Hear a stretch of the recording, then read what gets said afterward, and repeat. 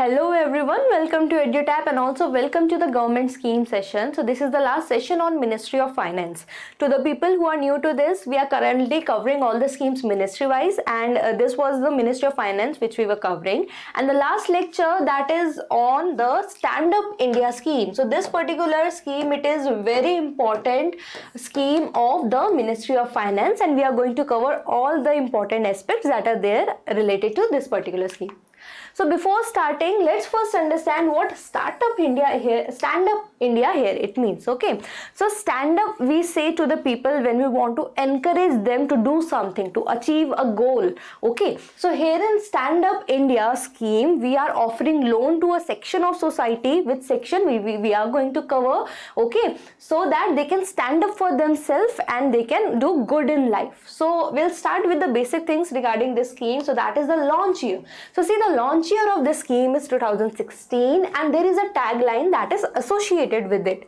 What is the tagline? So the tagline of Stand Up India, it is endeavor and prosper. So endeavor, again, it means to encourage people to achieve their goal, and prosper, it means to be successful financially. So herein the government aims to encourage people, which section we are just going to cover, and why to encourage, so that they can prosper financially. Okay, so we'll start with the basic, that is the aim. So herein the aim of this scheme is to promote entrepreneurship, that is the self-employment, to start the business.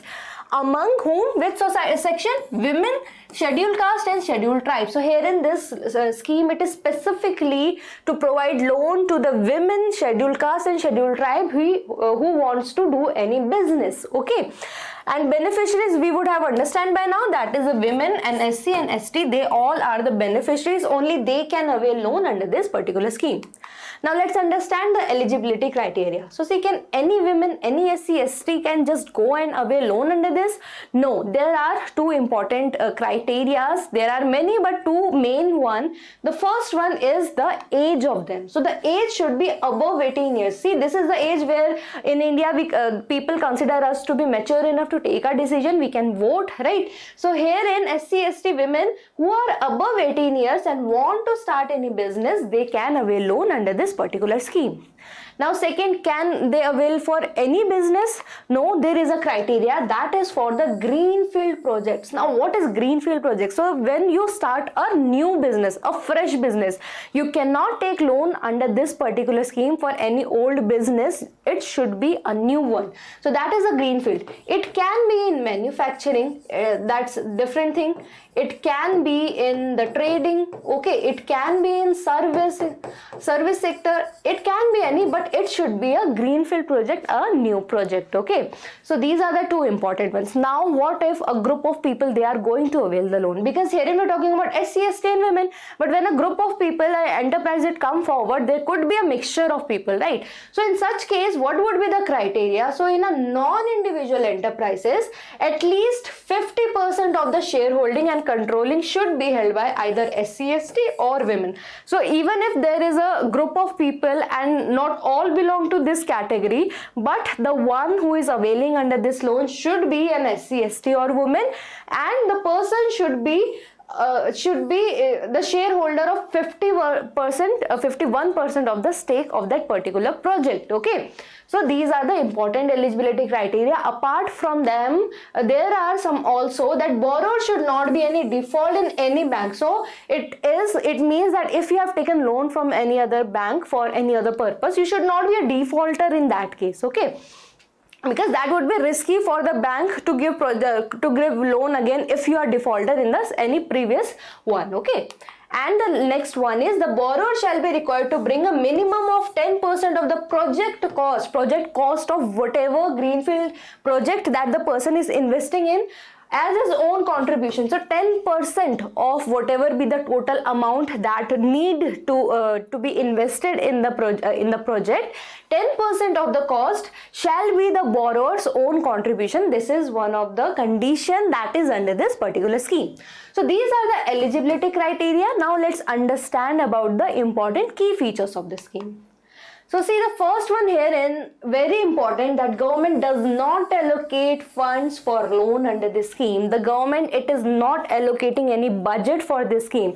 So if the government is not, then who is investing in it? So herein, all the scheduled commercial banks of India, they would be giving money. So see, herein what happens, loan basically, you go to a particular branch of a particular bank and then you avail loan, right? So herein the government of India, they have said to the commercial banks that you have to give the loan under this particular scheme, and what is the criteria, that in every branch minimum of one SC or ST or a woman should avail loan under this particular scheme. Okay, so herein, so all the scheduled commercial banks, they would be given loan. In government of India would not be interfering or would not be giving funds under this particular scheme.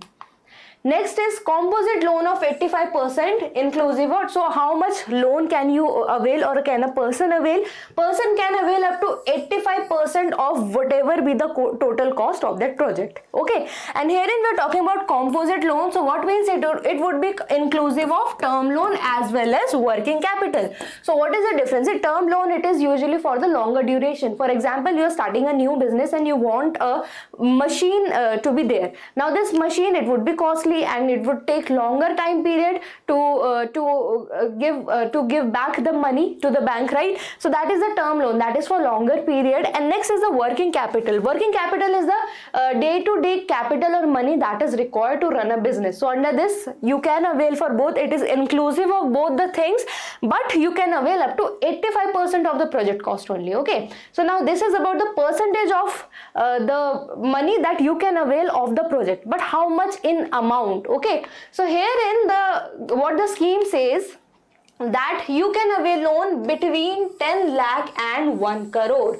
So between this range you can avail loan, even if see 85% of your project would be 20 lakh. So even though the government said that you can take up to 1 crore, but you will get 20 lakh only, because that is the upper limit of the percentage of loan that you can avail for your project. Okay, so 10 lakh to 1 crore, it is that to at least, here is, remember, at least one scheduled caste or tribe and borrower at least one women per bank branch. So this is what the government says. They have instructed to the banks that at least in one branch this loan should be given to at least one ST or at least a women and at least a women.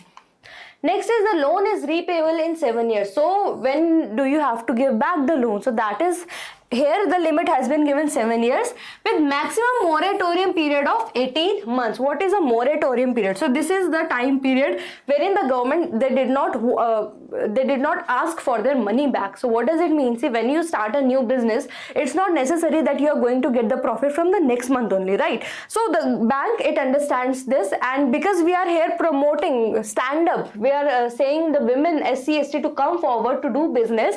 So herein we are giving this time period, this gap of 18 months, that okay, till 18 months do not repay us anything, but after that you start with your EMI. Okay, so moratorium period of 18 months is here.